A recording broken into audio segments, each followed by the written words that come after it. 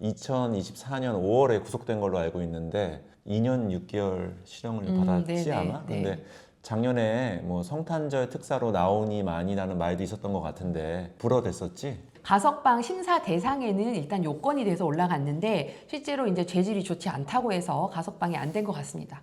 그래서 보통 가석방에 대해서도 많이 궁금해 하셔서 좀 여쭤보자면 가석방 요건이 법에 정해져 있는데요. 어떻게 되는지 한 변호사님이 설명 좀 해주시면 좋을 것 일단 같아요. 형법을 보면은 형기의 3분의 1 이상이 지나야 하고 또 수형 실적이 또 우수한 사람을 대상으로 가석방 여부를 뭐 심사할 수 있다고 하지만은 사실상 70% 이상의 형기를 세워야지만 좀 가석방 대상이 되지 않나라는 게 암묵적으로 좀 흘러가는 룰인 것 같습니다. 근데 이제 그 기간이 점점 짧아지고 있거든요. 그래서 삼성의 이재용 그 내용을 보면 21년도에 가석방이 되면서 특혜 논란이 있었는데 그때 당시에 70%를 채우지 않고 60%대 정도의 형기를 채웠는데도 가석방을 해줬다라고 해서 특혜 논란이 있었어요. 그래서 근데 그때 당시에 가석방이 됐었고 70%는 그냥 뭐 암묵적인 룰 같은 거였기 때문에 그걸 가지고 특혜라고 보기는 어려운 것 같고 요새는 좀 우스갯소리로 죄 지은 사람이 많다 보니까 전국에 있는 교정시설이 거의 뭐 한참 수용 인력을 뭐 100% 초과했기 때문에 가석방 그 기간을 뭐 50%까지 했다는 얘기도 뭐 심심치 않게 많이 들리고 있습니다. 이제 김호중 씨 같은 경우에는 그래서 일단 형기 3분의 1이 지나서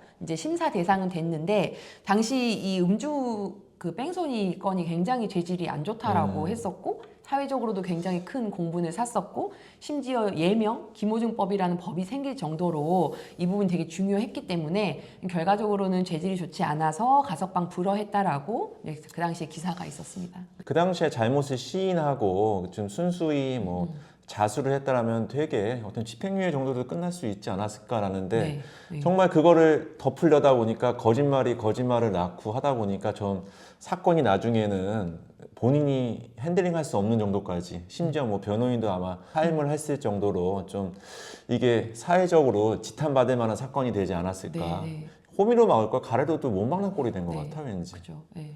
그러니까 사실 보통 사람들은 내가 술을 마시고 운전하다가 이제 사고가 났어도 놀래서 거기 서 있거든요. 거기 서 있으면 앰뷸런스 오고 경찰 오고 이제 음주 단속하고 이제 그래서 음주 교통사고로 해가지고 처벌을 받게 되고 그 정도 사안이었으면 아마 많이 다치신 건 아니기 때문에 피해자랑 합의가 됐으면 그렇지. 집행유예 정도 받았겠죠. 물론 가수 생명은 치명적일 수 있는데 그래도 그 정도로 넘어갈 거를 굉장히 일을 크게 틔운 거고요.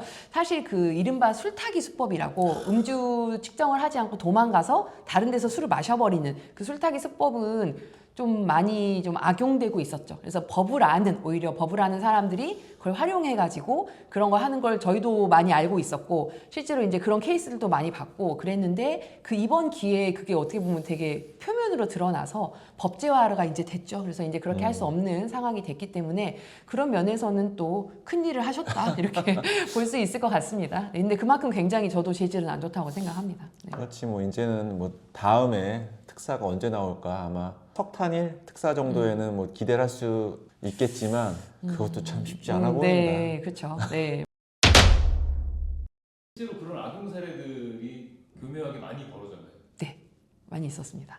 본인들이 어떻게 알아가지고 그 상황을 만들어가지고 이제 선임을 하러 오시는 거죠. 네, 그렇게 사고 실제로 그런 일들이 많이 있기 때문에 저희가 잘 알고 있습니다. 누군가는 언젠가는 누가 변호사가 조언을 해줬겠죠. 그게 이제 계속 퍼져나가는 거죠. 선택을 해야 돼요. 그냥 음주 인정하고 잘못했다고 갈 건지 아니면 정말 술타기로 끝까지 유지해서 갈 건지 그 부분도 선택을 해야 돼요. 왜냐하면 이거를 수사하고 있는 경찰, 검사 다 알아요. 술타기 수법 뭐 많이 아는 수법이기 때문에 그래서 무죄를 받아낼 수 있을지 아니면 결국에는 잘 안 풀려서 더 크게 맞을지는 정말 사건 진행 동안에도 굉장히 불안불안한 상황이기 때문에 어떻게 보면은 그렇게 해서 이제 맡아달라고 하면 맡을지 말지도 고민을 좀 해봐야 될 것 같고 맡는다 하더라도 굉장히 준비를 아주 잘해야 되는 사건에 해당할 수 있을 것 같습니다. 안 맞는 것도 방법이죠. 어떻게 보면 그런 경우를 그렇죠? 네. 수임료가 세잖아. 네. 그래도 네. 근데 실제로 좀 악용이 많이 됐고 사실 법조계에서는 다 알고 있는 수법이긴 합니다. 음주 뺑소니 나기 전에 있었던 일인데 또 공교롭게도 뭐 성탄절 특사도 뭐 부적격으로 나오고 또 민사소송 결과까지 나오니까 엎친 데 덮친 데 격으로 좀 연초에 네. 안 좋은 일이 계속 있었던 게 아닐까 아마 본인은 그렇게 생각할 것 같습니다. 이런 결과가 나올 거라고 예상하지 못했을까요?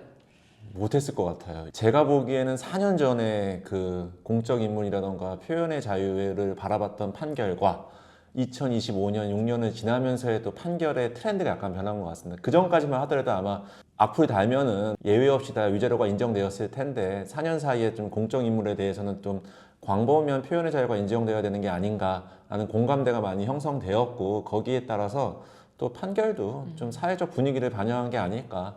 어떻게 보면 178명에 대해서는 그래 너도 잘못한 거 맞지만 그래 4년 8개월 동안 마음고생한 것만으로 충분하게 고생했으니 내가 더 이상 뭐 돈까지는 물리게 하지 않겠다라는 심정이 아닐까. 저는 뭐 조심스럽게 생각을 하고 있습니다. 저는 한 3분의 1은 조금이라도 이기고 3분의 2는 질 수 있다고도 생각했을 수는 있을 것 같아요.